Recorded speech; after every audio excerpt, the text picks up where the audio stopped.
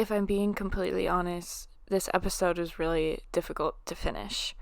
While I was writing it, I became so consumed with the knowledge that I did not have control over my life that I just started to lose direction on where to go and feel kind of like I didn't even know what advice to offer up. But the reason today's episode came into existence in the first place is because of my growing obsession with Radiohead and specifically OK Computer. And once I evaluated a lot of OK Computer, I was thinking about the ways technology plays a part in what they were writing about. And then it naturally sent off a spark in my head to think about Because the Internet by Childish Gambino. A completely different artist, yet I was fascinated by the fact that both Radiohead and Gambino were inspired and felt it necessary to write a piece of work based on their evaluation of society at the time.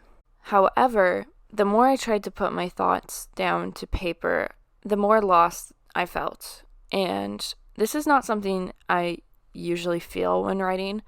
I normally take to writing to make sense of something, so finding the opposite happening, I didn't really know what to do with that. So I stepped away from the idea, and I stepped away from trying to understand social media and the internet and what I could do about it. And I asked myself, at this point, what was I writing this episode for? What was I even trying to solve? And I realized the simple fact was that I couldn't solve it. I was writing today's episode for the same reason that Radiohead and Gambino wrote their albums. To make sense of something that didn't make any sense. When I look back on time, both of those albums point to a switch in history. OK Computer was a time when we were asking, what is the internet and technology going to do to our daily communication? And Because the internet was a time when we were asking, how is social media going to affect our brains and how we feel? And now we're sitting here 10 more years removed from the release of Because the Internet, and we're asking, how do we live without our phones? Why am I extra anxious when I turn off my phone? I used to be able to focus. What happened? So I think that it's time that we evaluate our lives again. And we question if what we're practicing is not only good for us long-term, but short-term as well. So while today is not going to be as uplifting as other episodes are, it is going to be honest, and I do think it's necessary to talk about, and I did manage to end it positively. So if this interests you, please stick around. We're going to chat, and we're going to evaluate our lives and psychology and music, as we always do on this podcast. But before we start, I want to put out a gentle reminder that I am a guinea pig in this process. So what I'm going to talk about today is experience-based knowledge, not knowledge through schooling and studies. I can only experience my own life, so unfortunately, I can't speak on life before phones and technology and the internet because I barely existed at that point in time. Luckily, I was able to have a childhood without phones and iPads, but all of middle school and on was defined by having an iPod until I was able to save up for an iPhone. And I was on Instagram like 2 years after it was created, and I'm on the other social medias now. So that all being said, when I talk today, it's going to be from my perspective. I'm absolutely including some facts from science and psychology because I do find that very interesting. But today is characterized a lot by a personal reflection. Just as Radiohead did 27 years ago and Gambino did 11 years ago. But please, if you feel inclined, comment down your experiences so that we have more variety in our whole discussion and we can all read each other's comments and support each other. So, with that, let's begin.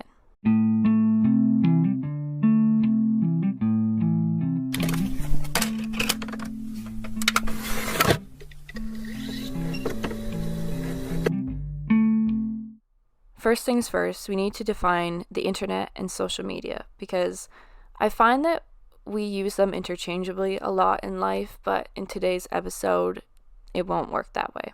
So, let's define the internet.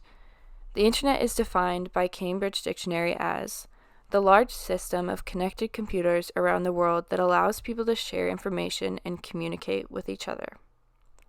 And social media is defined by Cambridge Dictionary as websites and computer programs that allow people to communicate and share information, opinions, pictures, videos, etc. on the internet, especially social networking websites. It's important that we remember the distinction that social media came from the internet. Now that we've got that sorted, let's go back to 1997 with the release of OK Computer. This was a time that Radiohead really stepped out of their societal expectations and started challenging their listeners quite a lot. In my opinion, this album was a lot less personal than the Bends was, and more of a commentary on a broader scale about what they were witnessing within themselves and the society around them, which was the altering of daily life due to technology. This is what I believed before I wrote today's episode. However, this was only the first piece of information that unraveled everything I thought I knew. After spending hours of trying to write this episode, I finally was sitting there and asked myself, is OK Computer even about technology? And why did I always think it was? So thus began my spiral. I found a Reddit comment that was trying to answer this question, and I found it rather telling, so I wanted to share it. They said, I don't think it's about technology directly. It's more of a commentary on the generation of people living in a world slowly being transformed by technology and travel. The album itself is about the people, but the people of the generation are transforming as a result. The people are disappointed, drinking, hypocritical, paranoid, vain, desperate, submitted, and moving 1,000 feet per second because of technology and high-speed travel making the world smaller. No one wants to talk to each other. Satisfaction must be immediate and strong, and without that, life becomes depressing. People's attitudes are polarizing. There's a submissive desperation growing out of the technology that's morphing the world. It's not about the technology, but the technology is an important component. To me, the true expression of the album is admitting the fear that we're living in a world that we lack control over. The fear that we're becoming everything we hate, but we have no idea how to stop it. But the particularly fascinating part to me is that this conclusion today is not necessarily hard to come by. And I don't mean that in a dismissive way at all, because this album is certainly not simple to understand, but rather more as a compliment. Because 27 years ago, we had no context for what life would be like defined by phones and technology the way that we do now. Yet, somehow, Radiohead was able to write it as if they lived in 2024. Now let's jump forward to 2013 with the release of Because the Internet. This is an album that admittedly I don't listen to quite often, but it is one that I always cite as an album that changed music for me. Because the Internet was the first album that opened my eyes to how music could be so much more than just a song or a melody or a beat. With the release of Because the Internet, Childish Gambino, otherwise known as Donald Glover, wrote a screenplay and directed and produced a short film. Similar to OK Computer, my spiral began when I realized that Because the Internet wasn't necessarily about the internet, but rather an evaluation on a life that was lived primarily through a digital age. The internet was of course a big part of the album, but more importantly, it was the effects of the internet that was the biggest part of it. And this is where we draw the similarities between OK Computer and Because the Internet. The word that best highlights both these albums for me is disillusion. A sense that something that we once loved or were excited for is not as positive as we once thought it was. They're almost literary fiction, if you will. The point is not the plot. The point is the character's development. The point is not the technology or the social media, but rather how those things get in the way and alter our development. How it slowly dehumanizes us, as exemplified in World Star or Fitter, Happier. How it affects the way we see love, exemplified in 3005 or Lucky. How it impacts our brain, exemplified in Earth, the Oldest Computer, or No Surprises. Though it is important to analyze the differences between two things, in this case, I'd urge us to see the similarities. The more parallels that we can find that support the same idea, especially over a span of time, usually means that there is some truth to it. So why use it then? Why use it if it causes anxiety, heightened stress, depression, dissatisfaction, paranoia, insecurity? Why do we use it? And if I'm honest, I'm asking the same question.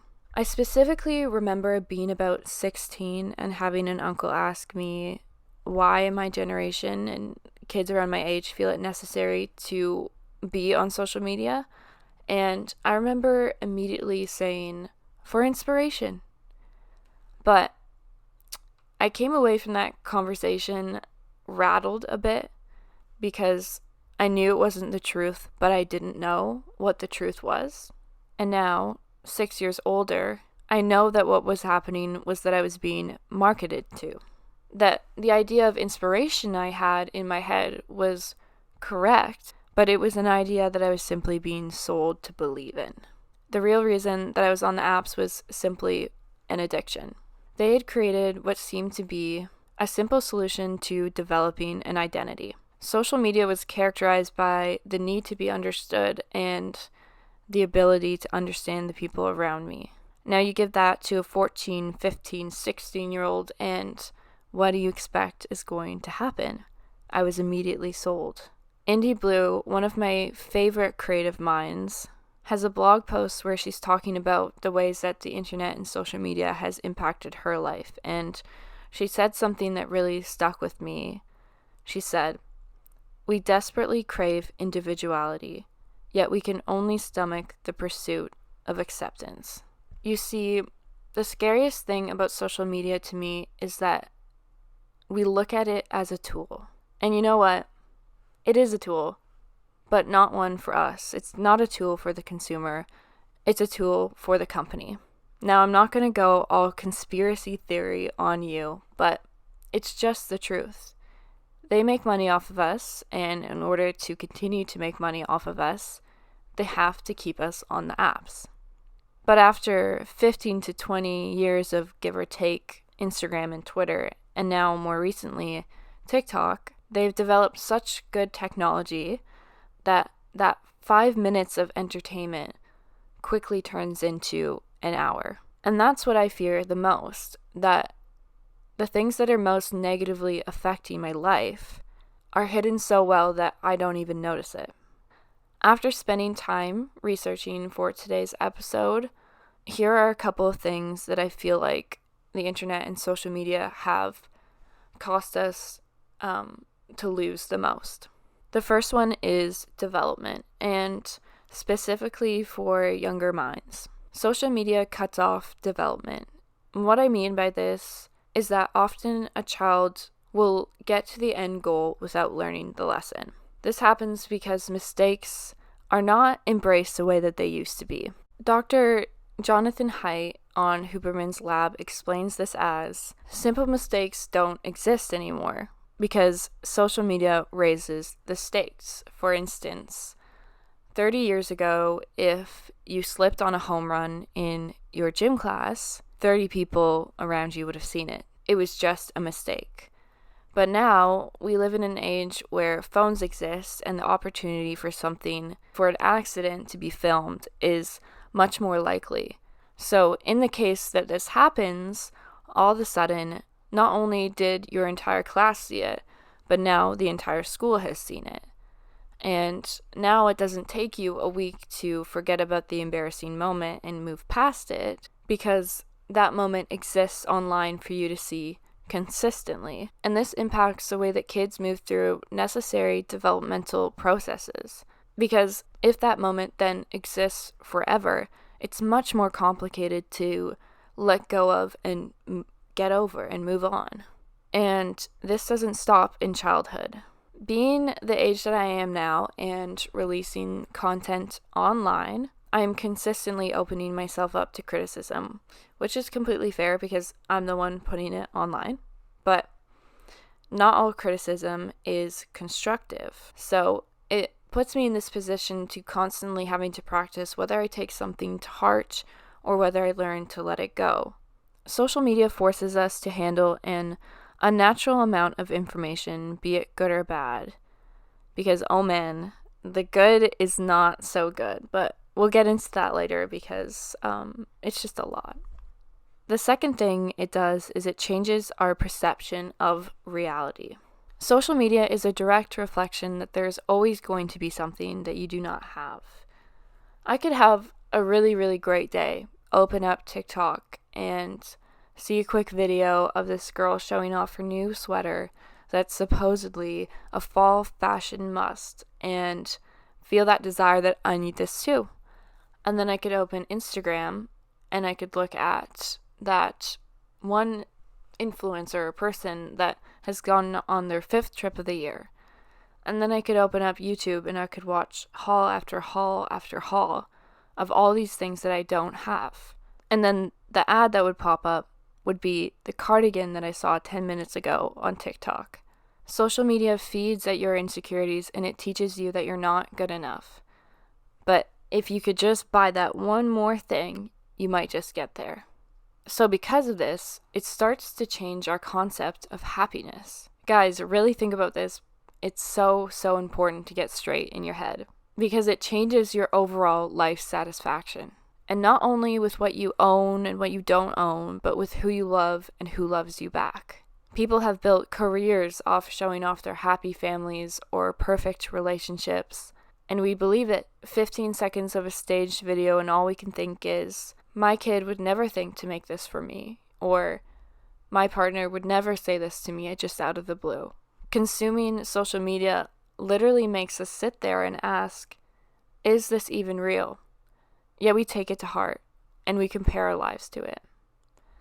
But the worst part is, we can't even be critical of the people who have created a fictional narrative about their family or their lifestyle or their relationship online, because we all do it. Social media makes us become performative, and it's really a simple explanation. We want people to like us mentally, but also physically with a double tap and a comment. We're born with the desire to be liked, which is why we have to be extremely conscious of our thoughts while we're scrolling online. Remember that the opinions that you're developing about people are only based on glimpses of things that you see. And the same goes with the opinions that you're then developing about yourself. Let's go back to that same Indie Blue blog post. She says, I think of social media as a window, a metaphoric view into someone's life. Participants open their windows, open their lives, inviting us into their world. The window gives you the illusion that you see it all, that you're peeking into something intimate. It's an addicting, voyeuristic form of entertainment. But just when you think you really know someone, just when you think you have them all figured out, you touch the glass. The glass exists to remind us that the world on the other side of the window, on the other side of the Instagram account, isn't really a world at all. It's just a room. A room they chose to put on display.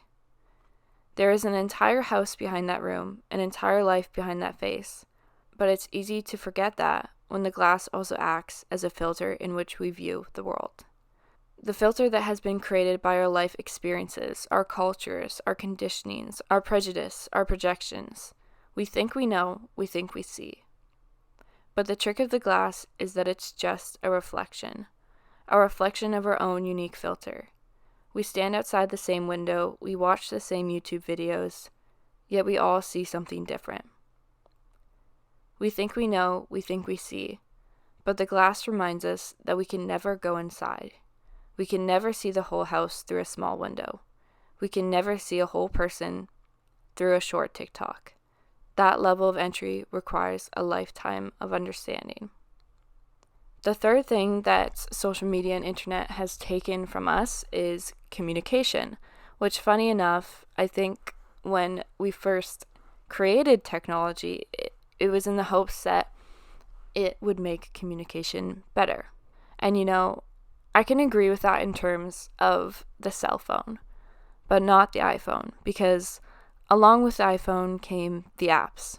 And the effects of social media have increased our social anxiety to the point where we would prefer to text about something than to call about something or talk about it in real life.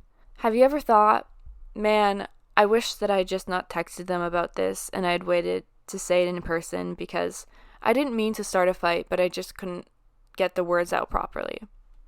Because same, probably 5 times. Nothing comes across right over text because it is missing so much context. We have underestimated the power of body language when communicating. The second thing that social media has done to communication is creating what we call today as a parasocial relationship. A parasocial relationship is defined by findapsychologist.org as one-sided relationships where one person extends emotional energy, interest, and time, and the other party, the persona, is completely unaware of the other's existence. Parasocial relationships are most common with celebrities, organizations such as sports teams, or television stars.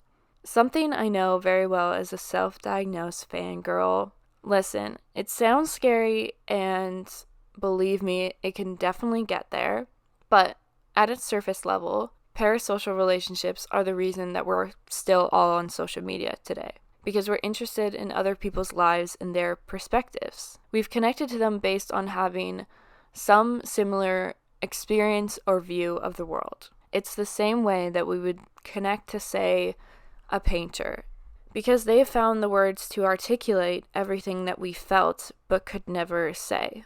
The issue is now we have a face to the name. Now we have the ability to consume daily content from them based on how they use social media. A parasocial relationship, in my opinion, in its simplest form, is just a human desire to connect. But it can get easily carried away, and we can start to feel things like betrayal if they prove to not be who we thought they were based on the perception that we put on to them. And this happens because we forget that we're also consuming a performative version of them. Lastly, with communication, we've stopped having two-sided conversations. We go into everything with one perspective. At a young age, it's believed that this has started to develop more because kids have stopped playing outside together, which I know you don't want that to be the answer. You don't want to hear that. But it's seemingly true.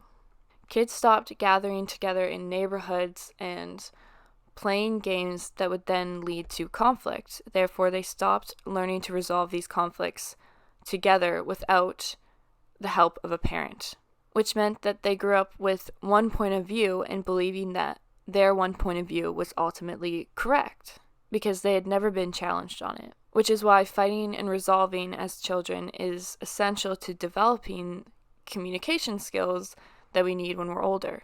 Personally, my opinion has never been changed from an argument. It has only been when I can actually place myself in someone else's shoes that my opinions have been altered, because it allows me to empathize with that person and actually understand what it was that they went through that led them to feeling this way or having this view on life. You don't have to lose yourself by just learning to listen to someone. And that's where I believe art plays a massive role in this. Art is one of the last standing things that forces people into a contemplative state, and it urges you to consider the lessons and beliefs of your own life. And it often challenges you on those, but not in a confrontational way.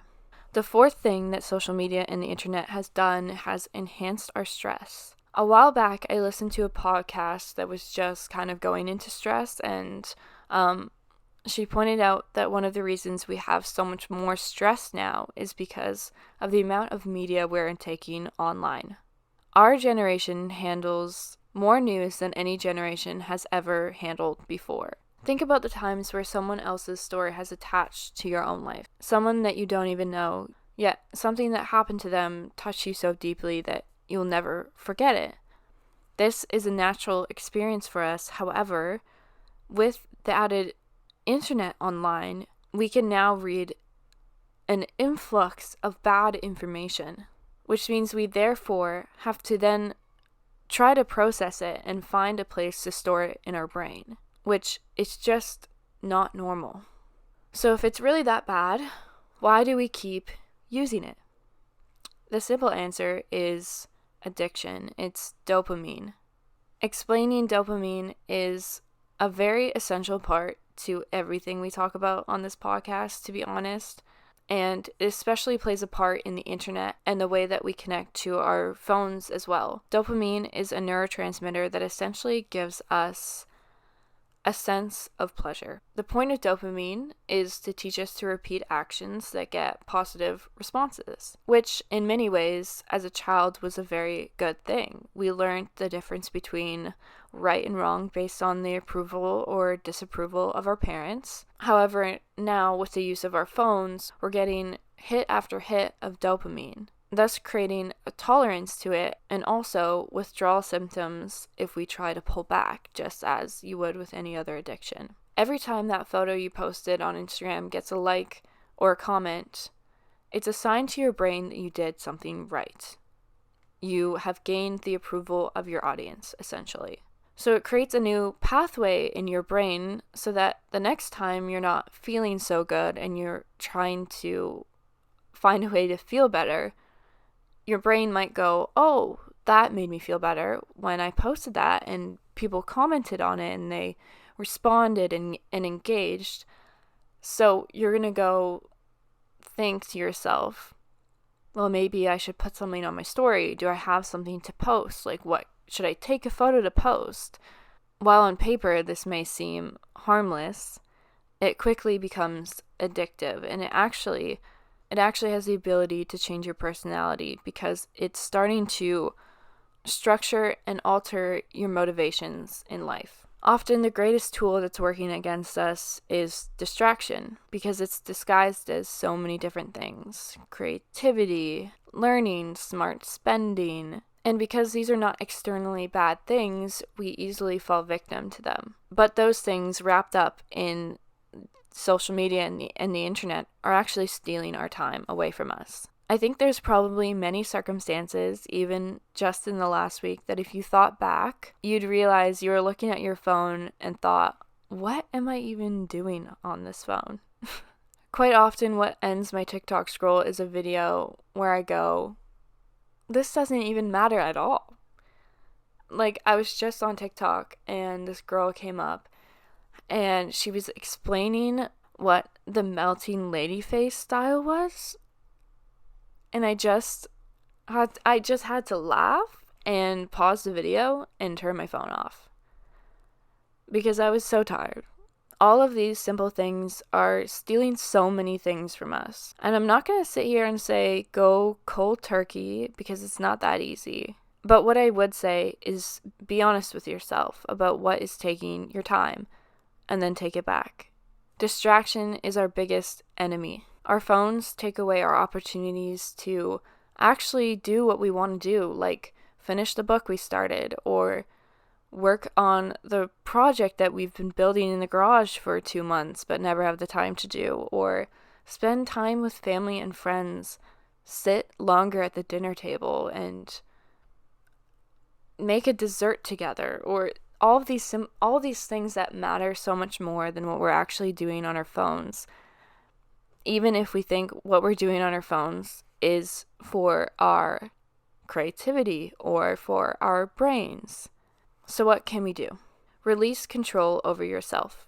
Setting limiting boundaries often leads to failed success, at least for me personally. It's something about the rigid rules that after a specific amount of time are just too hard to follow, and then you fail and you feel a lot of shame, and shame is one of those things that stops you from trying again to do better, and it can be really hard to work through. So I find that instead of putting strict rules for yourself, try to increase more of what you want in your life. Because the answer is not just as simple as cutting down screen time, but rather being more conscious with filling your time with things that you love and that you want to do. You might be familiar with the law of accumulation, but in case you're not, I will just recap it quickly. The law of accumulation says that everything great and worthwhile in human life is made up of many small actions. But something that it points out is that everything we do in life counts. Brian Tracy, a public speaker and author, points out that we often only count what we want to count. But that is not the truth. Everything counts. Your life is not just made up of the good things, but also the bad things. All these things work together to make you who you are today. So be conscious of what it is that you're filling your time with. I think we started to worry a lot that the internet is killing our desire to connect with people, but I actually disagree with that. I think the internet is killing our social skills and therefore our ability to connect with people, but I truly, truly believe that we all still long for a genuine connection. There's a reason we still all go see movies in person and long to go to concerts and hike outside and search for love and friendships. It's because we all still see the value in real life connections. And I believe this to be true because in the age of the most connection, we are the loneliest we've ever been. We've tried to replace real sustaining connections with purely online content, and we're discovering that it's not working, but we've lost the social skills and the motivation to exist in the real world because our phones are easier. I do not say this lightly. So let this affect you so deeply that if you feel convicted to change something in your life, that you do. I hate to come across as that person that says, come on, put away your phone. But I think that because I experienced my teenagehood to adulthood half online, that I have the insight to make this comment. I genuinely mourn the life that I didn't have. I mourn the fact that I didn't grow up with my friends going to malls and movie theaters and running into all the kids from school or having a hangout place that everyone was at. I mourn the fact that most of my life is shared with my friends over social media. Even if I'm seeing them consistently throughout the week, everything new that's happened to me they already know about because we've been texting the whole time. And I'm so serious about this because it is so serious, but I'm being blunt because there is things we can do about it. And it's mostly about being conscious of your actions. Do not let your phones take over your thought process. The second thing that you can do is question where you're lying to yourself. Now, I know this is really difficult, but for the longest time, I personally told myself that I was on social media for inspiration. But the truth is, if I looked at my saved folders on TikTok, there would be 100 recipes and crafts and 50 saved items that I had never made and I had never bought, because it's so easy for social media to be marketed to us as a tool, because it is one. However, the intention is for you not to use it as a tool. The intention is for you to use it as entertainment. Now, of course, entertainment is not a horrible thing on its own, but it's just the view of today's episode is the way that entertainment uses us rather than us using entertainment, if that makes any sense. So the most important thing we can do is question our motives and start portion sizing how we use social media and things like YouTube and TV shows. 80-20, man. It's a great general rule. I think for me, I personally attach myself to my phone for the idea of safety. Although, if I'm honest with myself, it's not really about safety. It's for convenience. It's about emotional safety. Having something that I can look at if I'm standing in line by myself and don't have anything to do.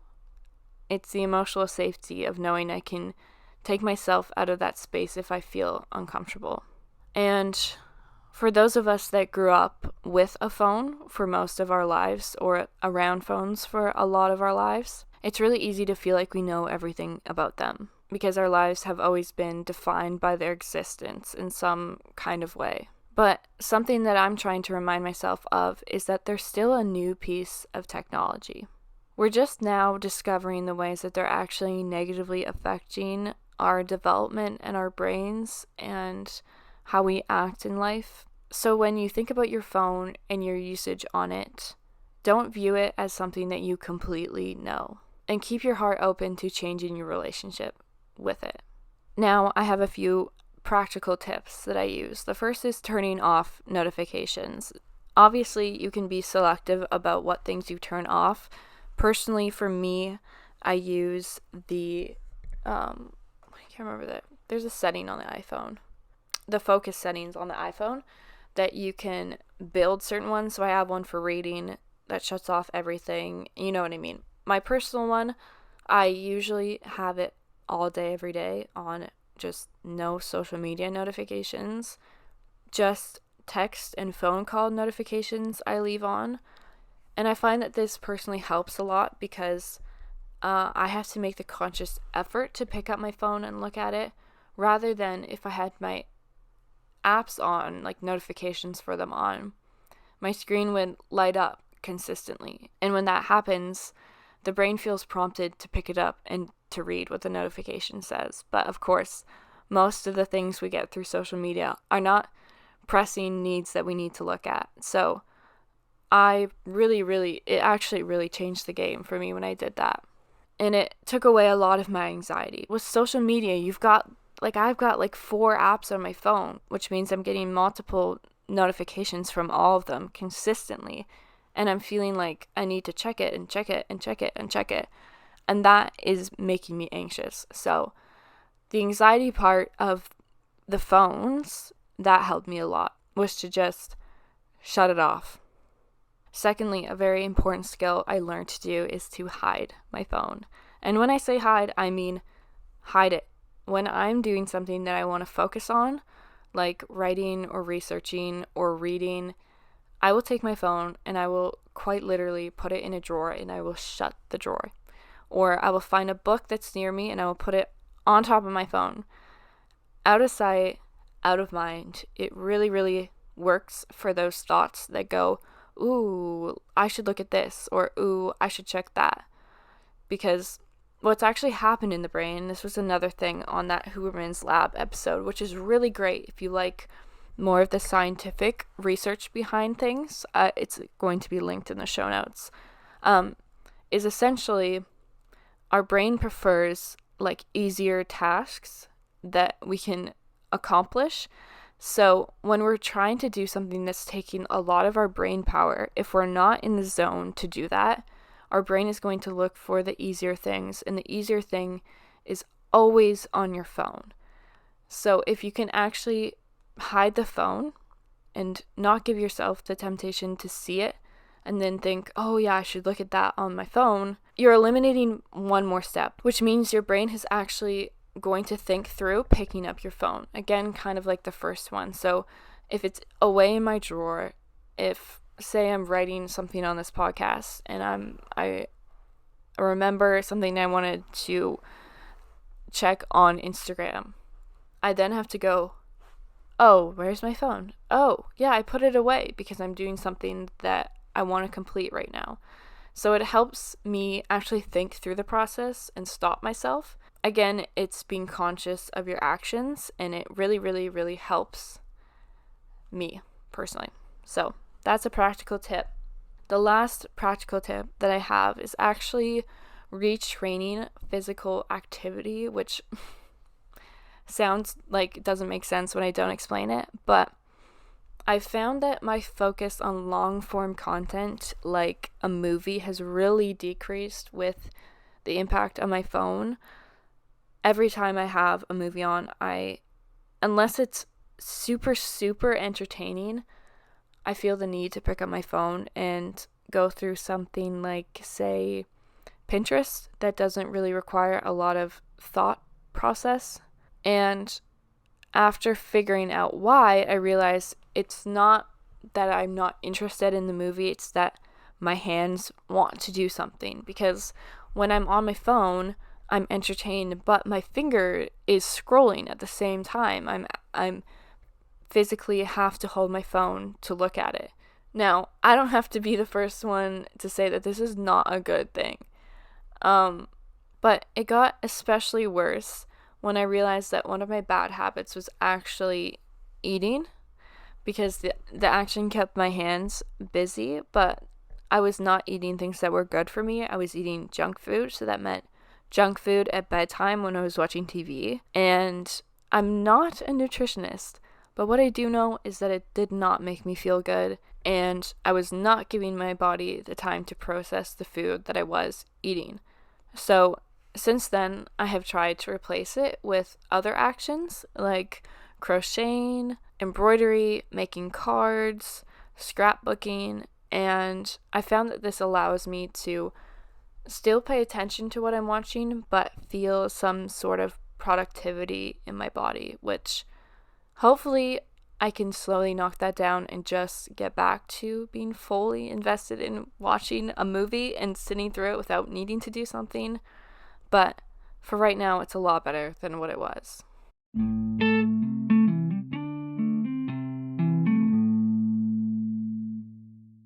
I think on the subject of growing up, which we obviously talk a lot about on this podcast, spending time away from your phone is really essential. Without ever even noticing, we put ourselves into places on the internet and we let them define who we are.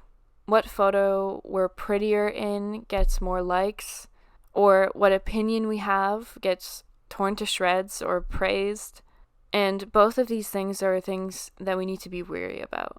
We let people who we don't even know define what we talk about, who we follow, what we love and what we don't love. And it's not to say that the criticism we might intake is not valuable, but criticism given without context is something that we need to be able to clock, and quite often there's no context on what we consume online. And a lot of the times we don't clock it, so we let it define our personality and we let it alter the way that we see ourselves and how we present ourselves to the world. So spending time away from your phone is really essential in the process of actually getting to know yourself. And one thing that I found that really helps with this is journaling. And I know blah, blah, blah. People don't like to hear about journaling, but I'm going to explain the reason why it actually helps me feel like I know myself better. It's because rather than Googling a question, I give myself the opportunity to see if I can answer that question on my own, with my own brain, getting to my own conclusions, understanding why I thought this about myself or why I thought this about the world. For instance, the basic thought pattern for writing a normal journal entry just about my day would be, oh, how was my day? I'd write a little bit about how my day was. I'd then get to the part where I realized, oh, this part of the day kind of sucked. Okay, well, what was it that initially made me feel bad in that moment? Oh, okay, this was the reason that I reacted badly. Now, what was actually behind that anger? Despite the trigger, what was it that I was actually trying to process through that I couldn't? Oh, I was actually upset about this or feeling insecure about this, and it led me to then react in a way that didn't make sense for this situation. And going through these practices has made me understand the process behind my thought patterns, thus revealing the areas to me that I communicate well and the areas that I don't communicate well, which gives me a good starting place on the things to feel proud about, but also the things to challenge myself on more to grow in. The other thing that being away from your phone will do for your own development is it will make you bored. But guys, boredom is so good. Boredom breeds creativity. Most of the things that we've ever solved in history have been without a phone. Things like science and math and things that we've built our world on have been without the use of a phone and just the use of someone's brain. which means that you are capable of so much more than you actually think you are if you just sat there and made yourself figure it out without any other assistance. But this is actually so cool. Like, it's so cool. Think about all the things that you could do. Like, the crazy part is you don't even know of all the things that you could do. And it's something to get so excited about. Gambino and Radiohead are clearly very different artists, and I don't need to tell you that here. But what they were both willing to do was to evaluate the way things were changing around them and predict how that might affect their lives. Practicing the ability to have a critical view on the world we're living in, even if we feel like we already know it, is one of the greatest lessons that we can learn from this. Secondly, next time you have a great idea, don't stop there. Write an album about it. Write a book about it. Paint a mural on your wall. Write a play. Let your creativity take you further than you ever even could have imagined. Because I promise you, I truly promise you, if you remove distractions and you take the time to take your idea and you brainstorm it out, you will be able to create something that you could have never even imagined possible. And that is the beauty of the mind. Let your mind wander and you will be surprised at just how much you can discover. As always, all sources for today's episode are in the show notes. Let's let music bring us together, and don't forget to grow up slowly.